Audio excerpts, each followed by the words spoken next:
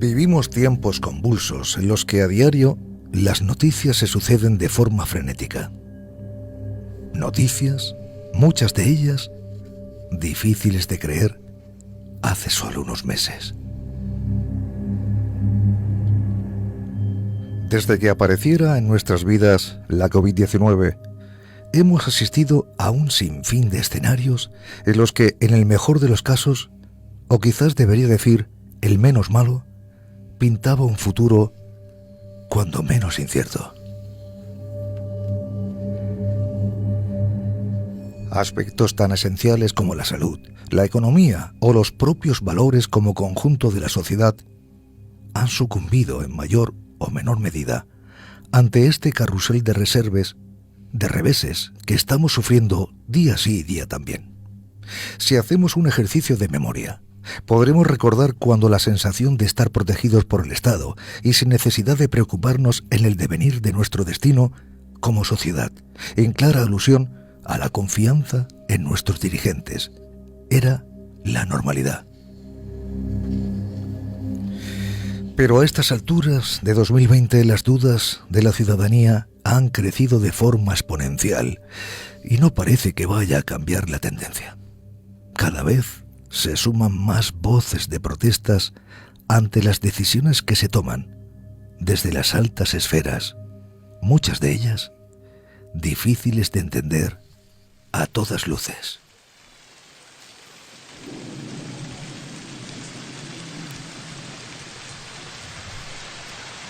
Y todo ello podría ser la respuesta del inconsciente colectivo por la inminente llegada de una fecha crucial en nuestro propio calendario. En ese calendario que marca los eventos que guiarán nuestro destino.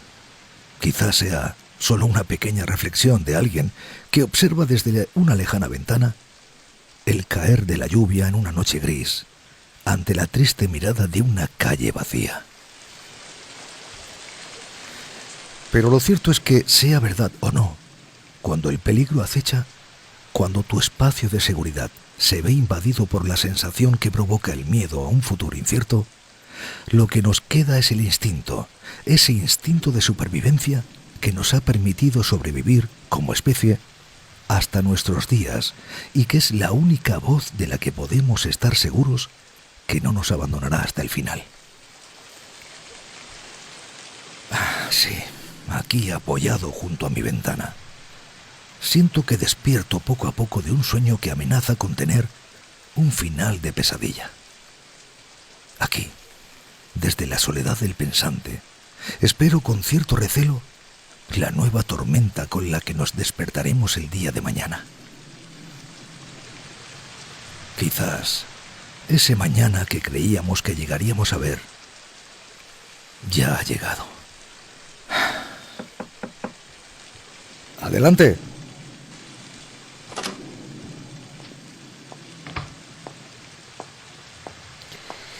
Javier, ya sabemos la fecha en la que se producirá el fatídico evento. Déjame ver. ¿El crash mundial tendrá lugar el día? Como puedes observar, nuestras peores predicciones se han cumplido. Hubiese querido no atravesar nunca el umbral de tu puerta para trasladarte tan indeseable información. Lo sé. Ahora solo nos queda esperar y ser fuertes ante lo que nos viene encima. Todo este cúmulo de acontecimientos ha sido solo el principio. El verdadero crash mundial comienza ahora.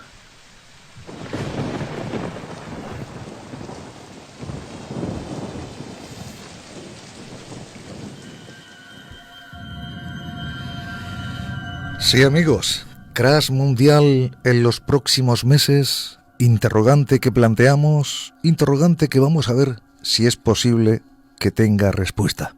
De momento, el futuro, como decía, es totalmente incierto. La oscuridad empieza a aparecer en el horizonte. ¿Quieren conocer más datos? Pues para eso tenemos un buen amigo, José Luis Camacho, JL. Buenas noches.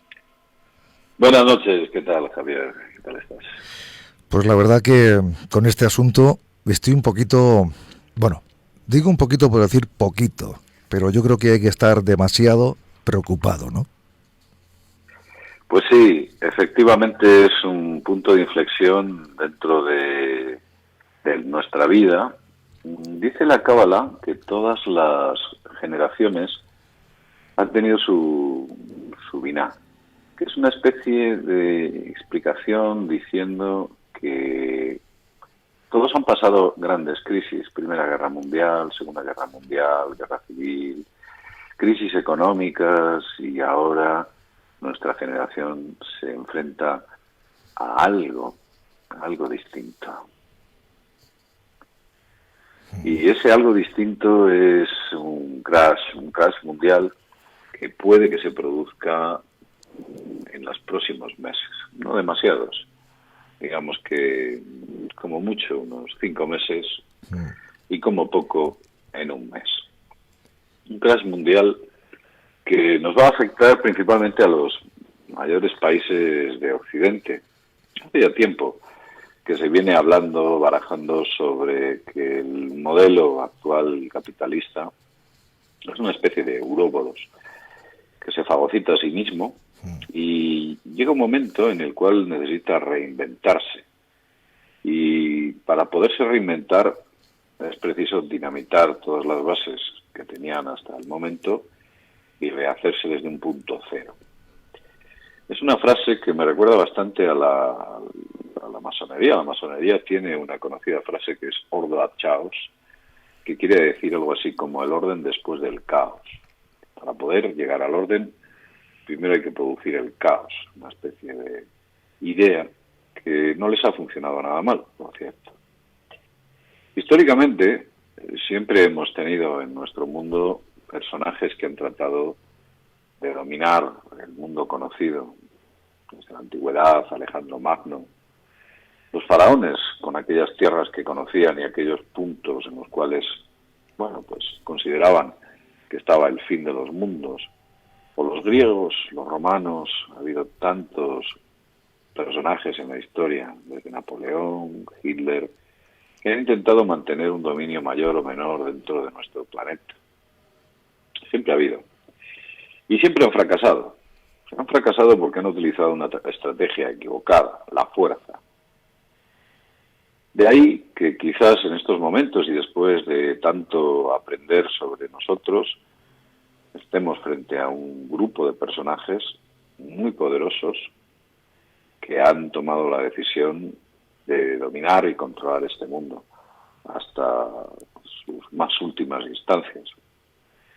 Tal vez todo el panorama que nosotros vemos de la política internacional sea solamente una especie de show, y desde hace bastante tiempo se viene barajando la idea de que este show existe, digamos que desde aproximadamente la entrada de los últimos primeros ministros o secretarios de la antigua Unión Soviética hasta la actualidad.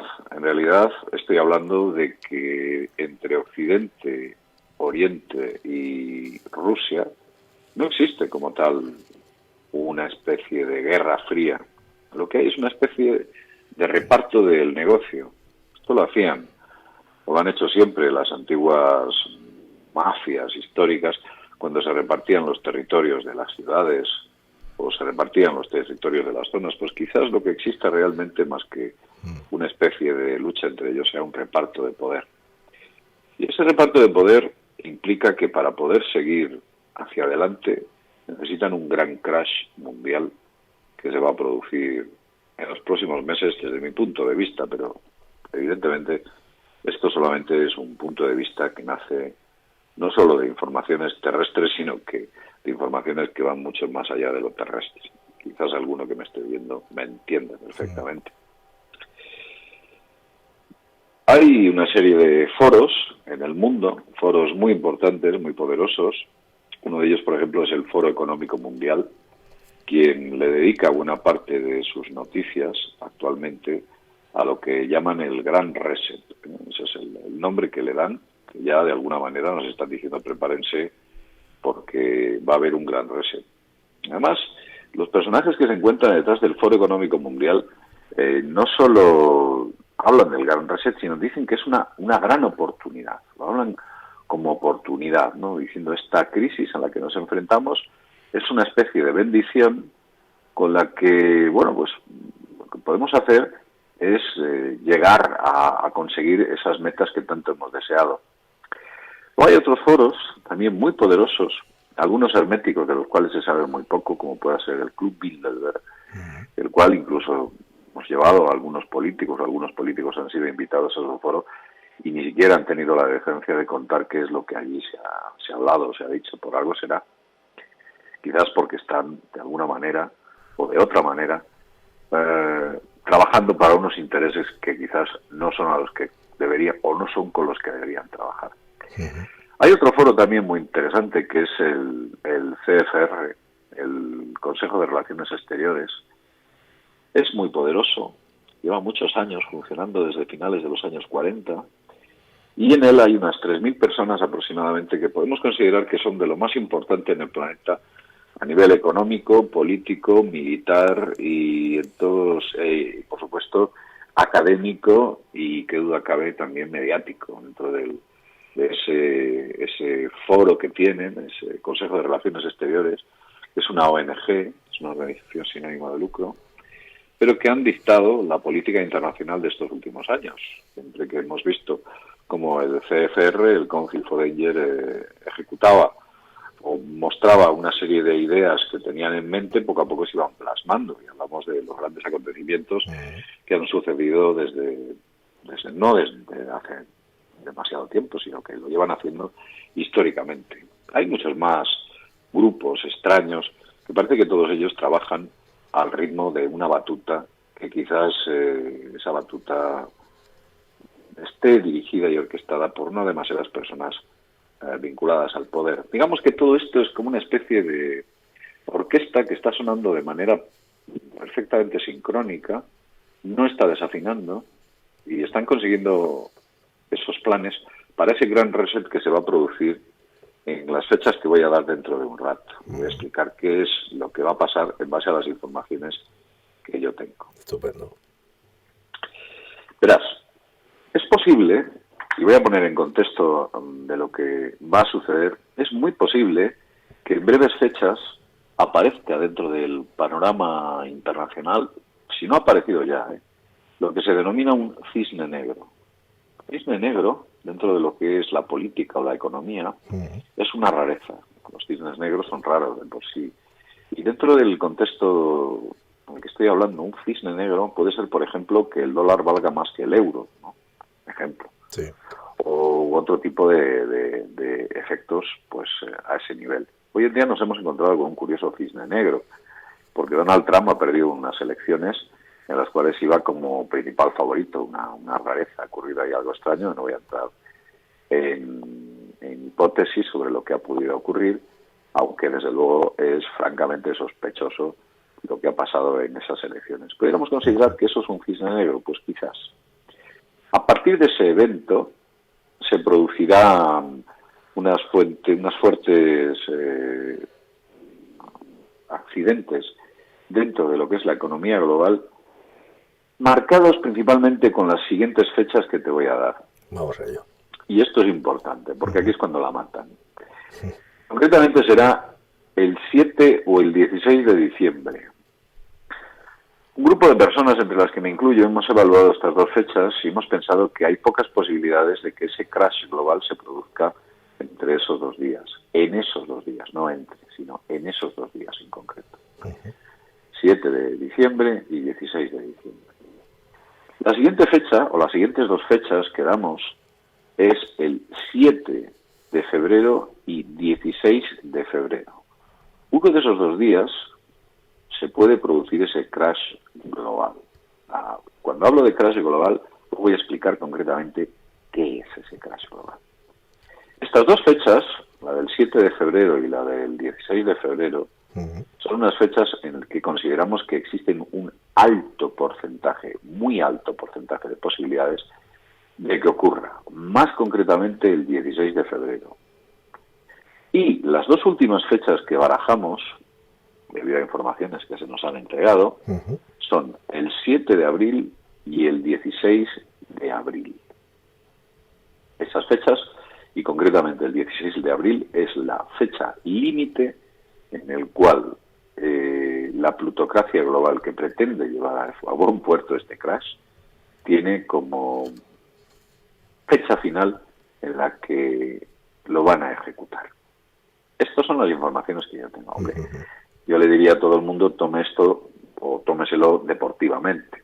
Vamos a ver, aquí nadie está cerrando todo, pero sí que estoy diciendo que existe un altísimo porcentaje de posibilidades de que suceda, ¿no? El año pasado, y concretamente,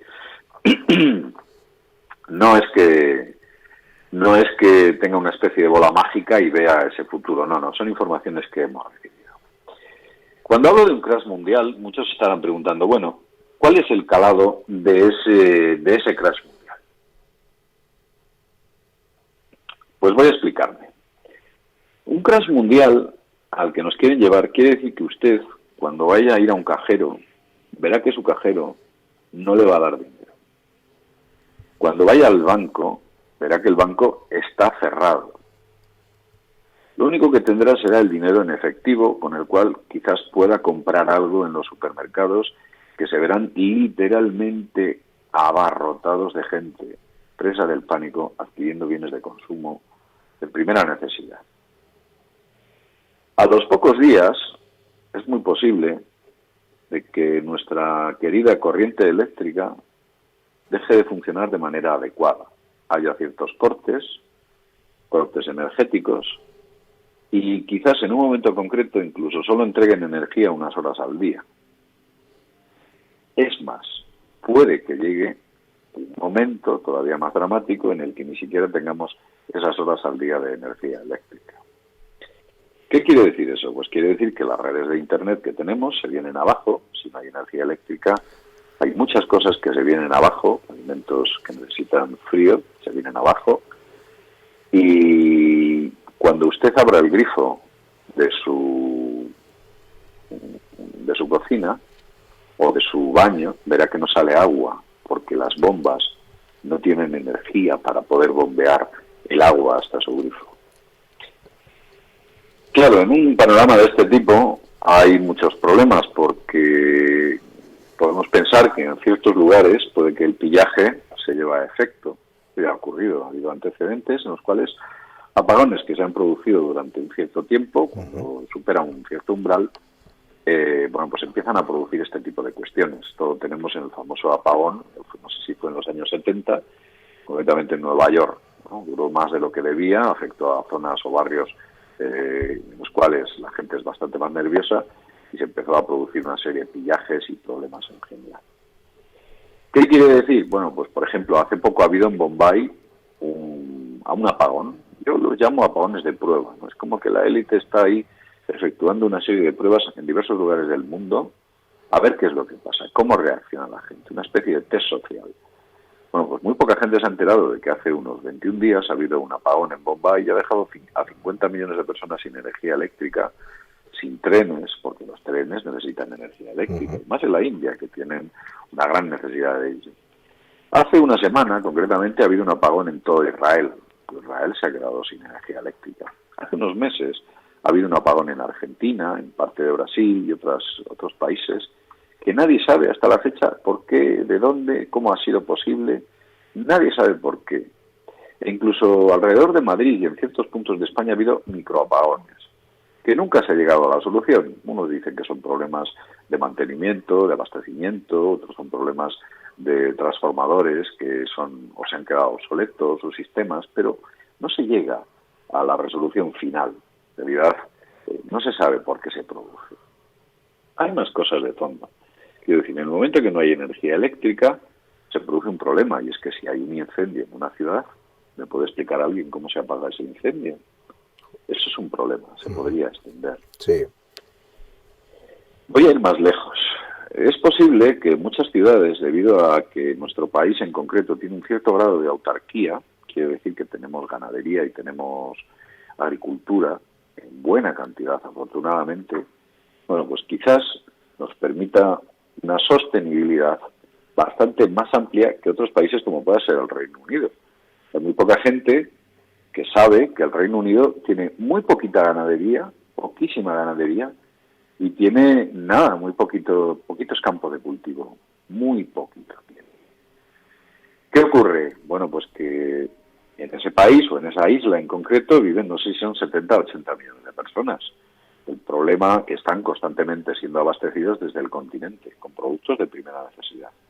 Si en un país de ese tipo se produce algo parecido a lo que estoy diciendo, digamos que el problema, si en España el problema es grande, allí es inmenso. Luego hay otros puntos del planeta donde también, bueno, pues digamos que estamos evaluando en base a los datos que se nos han entregado, de que la situación va a ser muy complicada, principalmente en puntos tales como pueda ser el sudeste asiático incluido la India, va a ser una auténtica debacle. Si esto se llega a producir, por supuesto, que nadie diga, oye, que no se ha producido. Estamos diciendo que existe. Yo te voy a decir que si me preguntas, ¿tú crees que se va a producir este crash en las fechas que has indicado, en esos 6 días? Yo te diría, pues sospecho que hay un 80-85% de posibilidades de que ese crash se produzca. Además es que lo necesitan. Fíjate otro dato interesante. Además, yo lo he dicho muchas veces, hay que ceñirse a esa frase bíblica que dice que hay que saber leer las señales. Sí, ¿no? cierto, sí. Bueno, pues si te das cuenta, hace años un suculento, enorme grupo de multimillonarios o multitrillonarios se empezaron a construir misteriosos búnkers, misteriosos, como una especie de puntos de rescate o puntos donde ellos pudieran estar seguros en lugares tan lejanos como puedan ser islas del Pacífico, islas lejanas, puntos situados en el interior de montañas, cosas muy raras. Y no son pocas las islas en el Pacífico que han dotado con sistemas de comunicaciones, incluso aeropuertos, pequeños aeropuertos, digamos que son aeródromos, más que aeropuertos. Bueno, pero sí, ha habido una buena cantidad, de ellos se habló concretamente hace unos 5 o 4 años, y es como que entre ellos supiesen que este punto o ese momento iba a llegar. Que es verdad que ahora mismo tenemos la pandemia, que parece ser que, entre comillas, les está facilitando el acceso a toda esta agenda tan tenebrosa que tienen en marcha.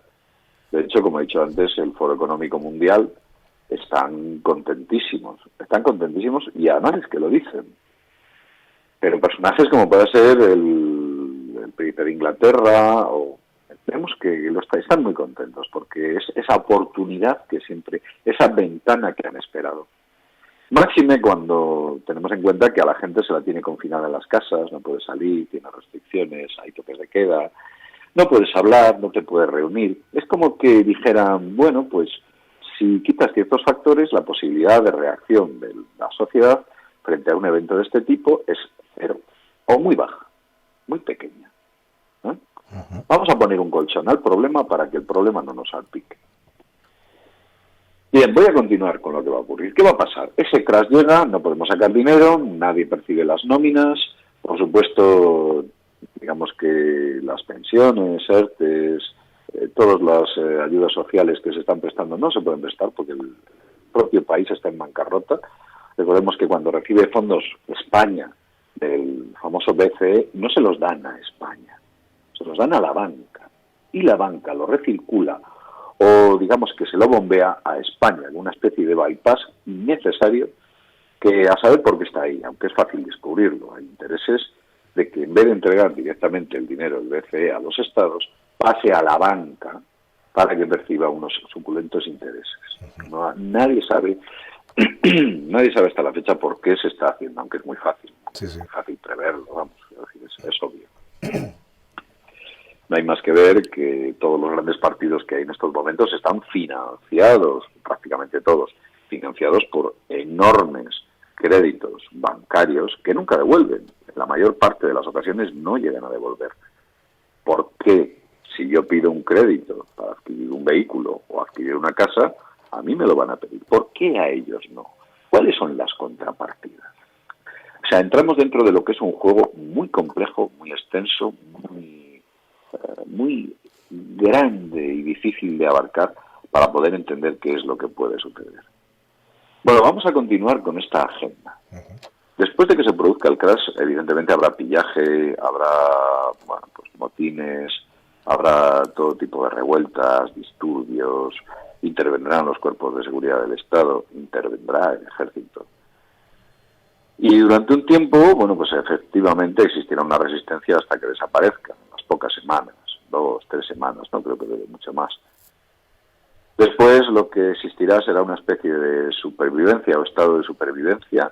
Esto ya lo han vivido nuestros abuelos durante lo que se puede denominar las guerras que han tenido que vivir o los grandes momentos de carencia, en los cuales existía un racionamiento, existía un acceso a los bienes muy pequeño, muy difícil, muy costoso, complejo. Pues eso es lo que existirá. ¿Habrá dinero? Pues todo el dinero que exista en efectivo, pero la falta de recirculación del dinero en efectivo, funcionando solo hacia una dirección, o sea, a mí no me llega dinero por ningún tipo de nómina, por ningún tipo de ayuda social, por ningún tipo de pensión, si no me llega dinero y lo que hago es constantemente comprar bienes, hay un momento que se agota. En ese momento lo que se va a producir es una eliminación o prohibición del dinero. Habrá revueltas también durante ese tiempo, habrá bastante presión, por parte de todos los cuerpos de seguridad del Estado del planeta, literalmente de los países más afectados, para finalmente imponer una moneda digital que durante un periodo que yo desconozco, pero pueden ser varios meses, se solapará con el dinero en efectivo. Pero ocurrirá algo, y sigo contando. Ese dinero en efectivo, aquel que lo tenga o haya decidido coger todo su dinero y ponerlo en el colchón, cuando lo quiera convertir a moneda digital, va a tener que explicar céntimo a céntimo de dónde viene. Esto no es la primera vez que ocurre, ¿eh?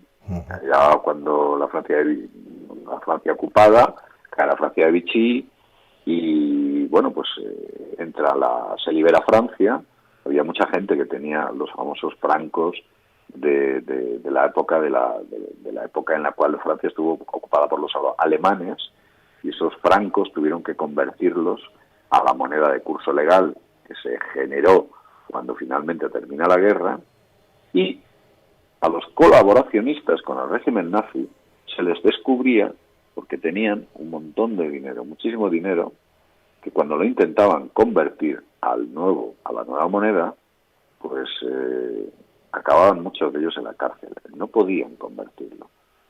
Hay historias que cuentan, yo he tenido oportunidad de leerlas, muy interesantes, que cuentan cómo quemaban algunos en sus patios fajos y fajos de billetes, los quemaban, porque era hasta peligroso que te los vieran. Los quemaban literalmente en sus patios. Estamos hablando de 1944 aproximadamente. Ese panorama es al que nos vamos a enfrentar. Hay un punto final, porque esto todo funciona en base a una serie de agendas. Hay la famosa Agenda 21, que es una agenda generada por la ONU, y la ONU ha generado una nueva agenda que se llama la Agenda 2030. Es muy famosa, hay una web dentro de la ONU en la cual indican 17 puntos diversificados en otros subpuntos, que es como una especie de paraíso al que quieren llegar, paraíso de justicia. Yo los he leído y los he estudiado detenidamente. Si un profano los lee, pensaría que es fantástico y maravilloso. Lo que ahí ponen es fantástico y maravilloso. Pero hay muchas cosas que cuando las ves de fondo te das cuenta que no son tan maravillosas. Es más, para llegar a ese mundo tan idílico que se propone, o que ellos proponen, o que la ONU propone, lo que se va a producir son cosas muy distópicas, impensables. Algo así como que, y tú sabes, Javier, que lo que antes era coherente, ahora es incoherente. Y viceversa. Exacto, ¿no? Es todo muy extraño, ¿no? ¿Te parece que este cambio de rol entre lo que antes era legal, ahora es ilegal, entre lo que antes era inaceptado, ahora es aceptado? De hecho, estamos entrando en lo que yo denomino la dictadura de las minorías. Pero fíjate, la dictadura de las minorías es una idea que viene reflejada fantásticamente bien en el libro de... Si me recuerdo, en el libro de Fahrenheit 450, no recuerdo muy bien de Bradbury, Ray Bradbury, ¿te acuerdas tú del libro de Fahrenheit? Sí. Bueno, pues dentro del libro de Fahrenheit dice, en un estado en el cual tenemos que proteger a los señores que hacen esto, a las señoras que hacen lo otro, a los que tienen esta condición, a los que tienen aquella condición, a los que son así, a los que son asá. Es un mundo en el cual todo absolutamente se vuelve ilícito y todo absolutamente se vuelve ridículo. Quiero decir, ya Bradbury estaba diciendo, en el momento en el que lo absurdo lo vuelvan coherente y lo coherente digan que es absurdo o ilícito, ese será el punto en el que podemos detectar que estamos entrando dentro de una dictadura plutocrática. O sea, la democracia está volviendo en una dictadura. Ojo que esta idea no es nueva, ¿eh? Sí. Ya los antiguos griegos hablaban de ella. Cuando Sócrates, y lo he dicho 1000 veces, cuando Sócrates es preguntado por sus discípulos que cuál era el modelo político más perfecto, Sócrates dice, pues por supuesto la democracia. Dice, pero ojo, la democracia siempre se convierte en dictadura. Todo es una cuestión de tiempo. Y él lo dice. En la República de Platón, ahí estamos hablando de hace 2400 años. Yo quería comentarte o preguntarte. Han mencionado varias crisis que nos han precedido, pero esta crisis o este crash mundial que tú vaticinas, entre comillas, porque claro, estás diciendo que hay un porcentaje muy alto, pero no al 100%, ¿esto tiene una envergadura mucho mayor que las anteriores? Esto va a ser una crisis como jamás la ha conocido el ser humano. Yo la pudiera comprar, se podría comparar algo así como el final de la Guerra Mundial para los países perdedores. ¿Me entiendes, no? O sea, ese momento en el cual hay una carencia de todo, los sistemas energéticos han caído. Alemania, imagínate Alemania en 1945, pues allí por el mes de julio, agosto, septiembre, en el cual todos los sistemas han caído, lo del abastecimiento de agua no existe, los cultivos se han perdido. De hecho, hay anécdotas muy desagradables, incluso películas que hacen referencia a que prácticamente las mujeres se tenían que vender por una chocolatina a ciertos soldados para poder subsistir. O sea, una cosa muy desagradable. Y esto ocurriría, supongo que en Japón, a cierto nivel, y ocurriría Japón en menos medida, porque Japón en realidad nunca fue tomado internamente, sino recibió unos bombazos tremendos que los lanzaron esas mismas personas que están, quiero decir, cuando ahora se preocupan tanto por nosotros, sabes que se preocupan mucho por nosotros, nos meten en casa, miran los datos, nos quieren mucho y no quieren que muramos, se nos olvida que esos mismos personajes lanzaron bombas atómicas que mataron a cientos de miles a la población civil. Nos olvidamos que esos mismos personajes bombardearon Dresde, matando a 200.000 personas. Nos olvidamos que esos personajes tomaron Saigón, matando a 2 millones de personas. Tomaron Irak, matando a millones de personas. Tomaron tantos y tantos países y siguen estando ahí. Y son los mismos personajes. Lo único que cambia es el nombre, pero al final la herencia de su legado se mantiene y se sostiene. De hecho, sinceramente, creo que dentro de lo que es el staff político eran o tenían un grado más alto de honestidad del que hoy en día se está teniendo dentro de ciertos roles. Es como la idea de que hay que intentar parecer una virgen, aunque no lo seamos. Pues eso es lo que consiguen. Mediáticamente consiguen parecer vírgenes. Vírgenes María, que quieren cuidarnos y tenernos intactos, ¿no? Cuando realmente nunca nos han dado pues motivos para pensar bien. Nunca los hemos tenido en realidad. Bien, estaba hablando de todo esto y el objetivo de la Agenda 2030. Podríamos hablar otro día de cuál es el objetivo de la Agenda 2030, es muy amplio. Sí. En él hay cosas muy extrañas como puedan ser la masiva y brutal expansión de los productos transgénicos. Tiene muchísimo interés en hacerlo todo absolutamente transgénico, de ahí que se haya creado ese famoso semillero en la isla de Svalbard, al norte de Noruega, en el cual curiosamente está Bill Gates. Es un personaje que está últimamente en todos los sitios, por algo será. de Bill Gates era un conocido eugenista, y la familia, o parte de su familia, estaba muy vinculada a ese tipo de ideas. O sea, yo lo dejo ahí. Bueno, básicamente ese es el panorama que pinta. Ahora te daré ya el último dato. ¿Cuánto va a durar esa crisis? Hasta que volvamos a un cierto grado de normalidad. ¿Cuánto puede durar? Bueno, pues yo os diré que durará de 6 a 12 meses. Fíjate que lo que acabas de decir rompe bastante con lo que muchos pensaban, que el año 2021 sería el inicio, dijéramos casi, de una nueva era, ¿no? Por lo menos la salida de este gran problema, cuando realmente lo que estás comentando nos sumerge, y de qué forma tan oscura, en ese panorama o escenario que nos han mostrado esta noche, y sería justamente el año 2021. Con lo cual, no es el inicio de lo bueno, sino más bien casi el inicio de lo malo, ¿no? Bueno, lo que estamos viviendo ahora es una broma comparado con lo que viene. Pero una broma. Algunos están diciendo, ¡ay, tengo ganas de que acabe! No, mire usted. No está viendo usted la luz al final del túnel. Está entrando en la boca del túnel. Eso es lo que está ocurriendo. Cierto. Realidad. Además, no tenemos más que abrir un periódico, porque alguno dirá, JL, estás dando muy malas noticias. Digo, oiga, mire usted, abra cualquier periódico, entre en cualquier medio de comunicación y dígame si las noticias que oye son mejores que las que yo le estoy contando que pueden ocurrir, porque yo le estoy diciendo que pueden ocurrir. Pero es que cada vez que enciendo un gran medio, un más media, me está hablando de tragedias, dramas, números gigantes, gigantismo de cifras. ¿Por qué ese interés en decirnos constantemente ese gigantismo?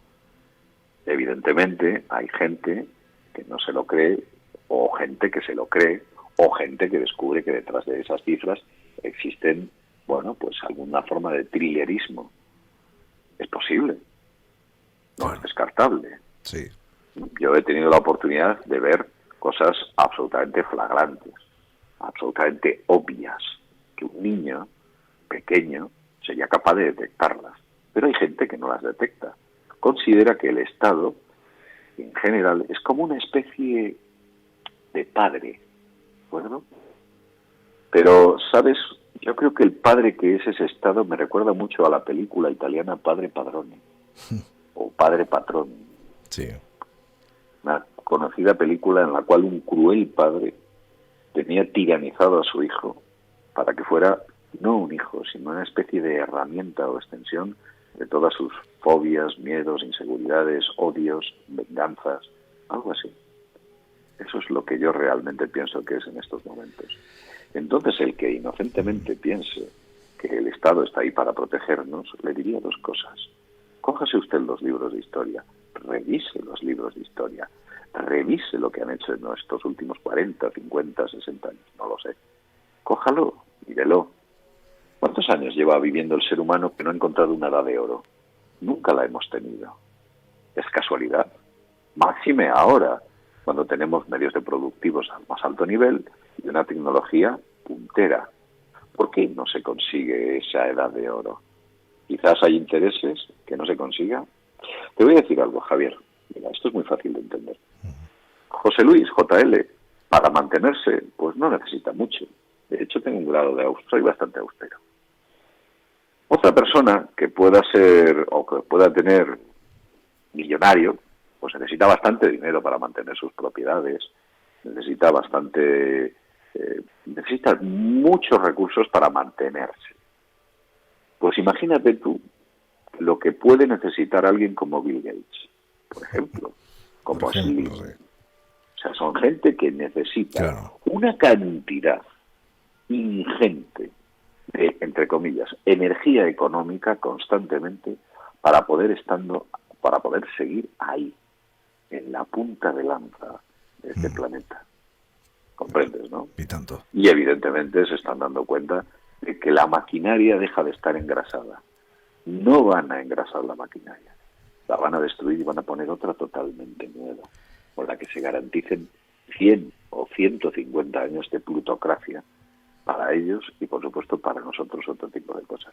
Hay aspectos muy tenebrosos sobre esto, ¿sabes, Javier? Mira. Ya para terminar, que tenemos ya el tiempo cumplido. De acuerdo. ¿Sabes lo que dice el Foro Económico Mundial? Sí. Se puede leer dentro, está dentro. Dice que Esto de la propiedad privada hay que eliminarlo. Eso no puede ser. La gente no tiene que tener propiedades. Es el Estado el que te entrega las propiedades. No tienes por qué tener una casa. El Estado te dará una casa que tendrás que compartir con más gente. Tú no tienes por qué tener una cafetera. El Estado que te dará una cafetera que tendrás que compartir con más gente. Tú no tienes que tener un coche. El Estado te da medios públicos de transporte con los cuales tú podrás desplazarte. Eso es de lo que realmente están hablando en el Foro Económico Mundial, entre otras muchas cosas. La desaparición total de los bienes privados. Cuidado, ¿eh? Los nuestros, por supuesto, sí, los de ellos no. ¿Sabes lo que te quiero decir? Y lo dejamos aquí si quieres. Muy bien, JL. La verdad que sabes que incluso hay películas como Poltergeist que dicen dirígete a la luz, ¿no? Nosotros, como bien has comentado hoy, nos dirigimos a la oscuridad irremediablemente, y ya que no nos gustaría, por supuesto, decidir, o sea, nos gustaría decir no va a ocurrir esto, no va a pasar nada, pero creo que vamos abocados, como bien dice JL, a un crash mundial que lo tenemos ahí prácticamente en estos meses que están por venir. Fuerte abrazo, mi amigo. Buenas noches. Otro para ti, Javier, y para aquellos oyentes que te escuchan. Hasta pronto. Gracias por estar ahí.